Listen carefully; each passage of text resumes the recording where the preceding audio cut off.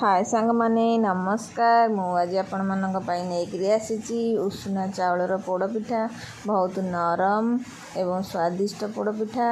चलतु ए देखी नवा आमर रेसिपी। ता आगुरी कही नौची जदि आपण माने आम चैनल रे नुआ अछंती आम चैनल को सब्सक्राइब कर दियंतु, लाइक करंतु, कमेंट करंतु, पाखा थ बेल आइकन को प्रेस कर दियंतु जहाँफल नुआ नुआ वीडियो अपलोड करबो अति सहज पहुँची पार। मुझे किसी अरुआ चाउल नहीं कि उषुना चाउल नहीं सामान भागरे पानी रे भिजे नहीं गोटाए घंटा आप भिजे ने किसी नड़िया नहीं कोरे जाइथिबा नड़िया मटे किसी काजू नहीं किसी बादाम नहीं किसी गोलमरिच नहीं किसी अलैच किसी बड़ गुजराती किसी गुजराती अलैच नहीं घी नहीं चिकन करके चावल बटाटा को पेस्ट करनबा।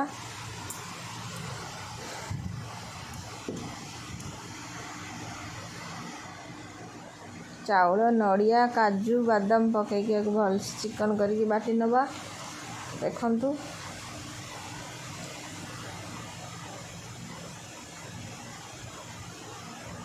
भलसे चिकन करके बाटी नेली।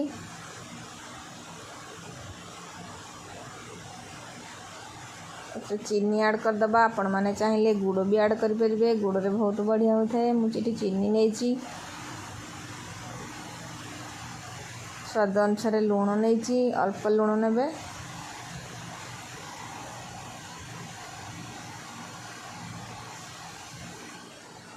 गुजराती अलैच गुंड कर पकई नवा।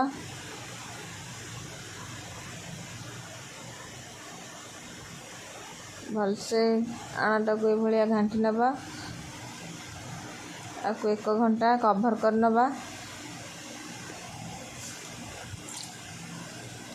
ये आमर 1 घंटा हो जाइए। देखंतु आम आणाटा प्रस्तुत पूरा पूरी हो जाइए। पिठा बनैबा मटे कड़े बसई नेली। कड़े की तातिया को छाड़ीदबा।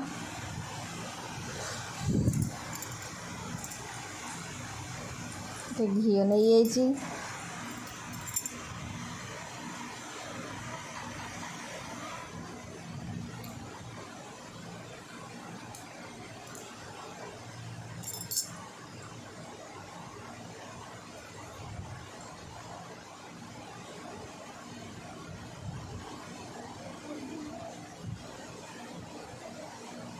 घी आमर ताती आसलानी।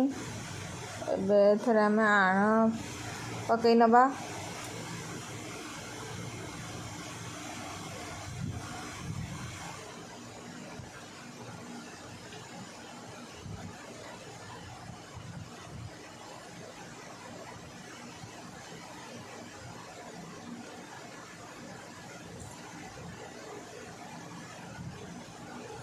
गोलमरिच अलैच गुंडा बहुत फ्लेवर आसे से आप चाहिए पकई पारे न पकई पारे भलसे कभर करनबा। आमर 1 घंटा कभर करने 1 घंटा हो जाइए। तो काढ़ी देखे नौ आपण मानक कम आंसर किना 1 घंटा सिझेबे।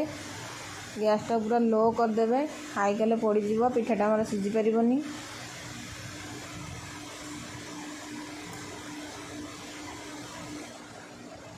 पिठाटा मैंने सिझी जाइए। आस्ते आस्ते लेउटे नबा। सेपट फल आप लेउटे ने सेपट फल 5 मिनट आप लेउटे देले आपणकर पिठाटा पूरा प्रस्तुत हो।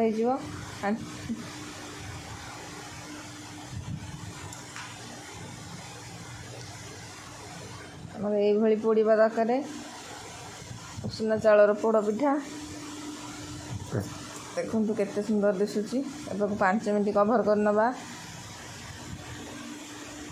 तुम 5 मिनट हो जाइए। देखंतु आपण माने छुरी साहाय्य हो कि काठी साहाय्य हो मारिक देखिपारे।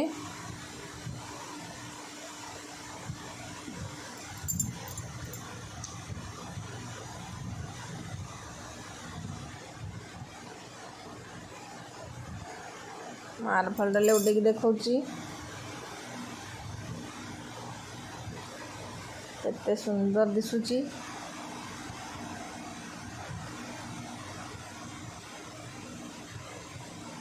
ଖାଇବାକୁ ବି ବହୁତ ସ୍ୱାଦିଷ୍ଟ, ନରମ,